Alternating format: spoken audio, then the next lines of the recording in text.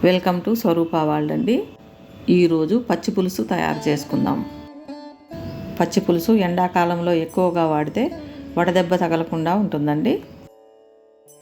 ఈ పచ్చి పులుసు 2-3 నిమిషాల్లోనే తయారు చేసుకోవచ్చు.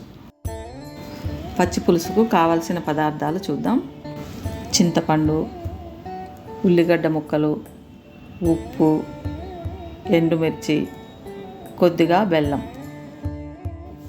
ఇవన్నీ మన ఇంట్లో ఉండే పదార్థాలే. వీటితోనే చాలా రుచిగా ఉండే పచ్చి పులుసు తయారు చేసుకోవచ్చు. 10 నిమిషాల ముందు చింతపండు కడిగి నానబెట్టుకోవాలి. మన కారానికి తగినట్లుగా 5-6 ఎండుమిర్చి మంట మీద లో ఫ్లేమ్లో ఇలా మాడకుండా కాల్చుకోవాలి. ఎండుమిరపకాయలు త్వరగా కాలుతాయండి, మాడిపోకుండా చూసుకోవాలి. కాల్చిన మిరపకాయలు చింతపండు రసంలో వేసి మిరపకాయలు, చింతపండు కలిపి చేతితో గట్టిగా నలపాలి. మిరపకాయలోని కారం, చింతపండులోని పులుపు కలిసి రసం తయారవుతుంది.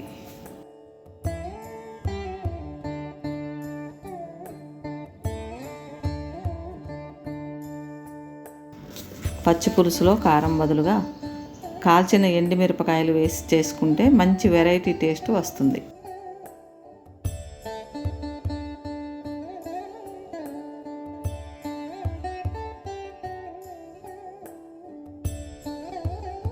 రసాన్ని ఫిల్టర్తో కాకుండా చేతితో వడకట్టి వేస్టేజ్ అంతా తీసివేయాలి.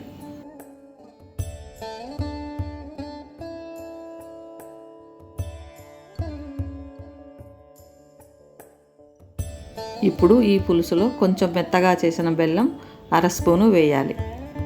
కొంచెం బెల్లం వేస్తే మనకు వడదెబ్బ తగలకుండా ఉంటుంది.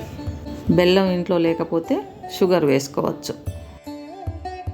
తరువాత తగినంత ఉప్పు, పచ్చి ఉల్లిగడ్డ ముక్కలు వేయాలి. ఉల్లిగడ్డ ముక్కలు ఎక్కువే వేసుకోవాలండి. ఉల్లిగడ్డ ముక్కలే పచ్చి పులుసుకు బాగా రుచినిస్తాయి.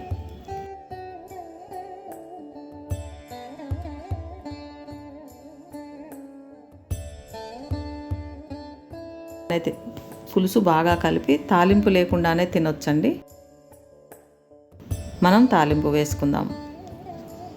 తాలింపు స్పూను నూనె, జీలకర్ర, ఎండుమిర్చి, కరివేపాకు వేగిన తర్వాత పచ్చి పులుసులో ఈ తాలింపు కలుపుకుందాం. అన్నంలో పచ్చి పులుసు చాలా రుచిగా ఉంటుంది.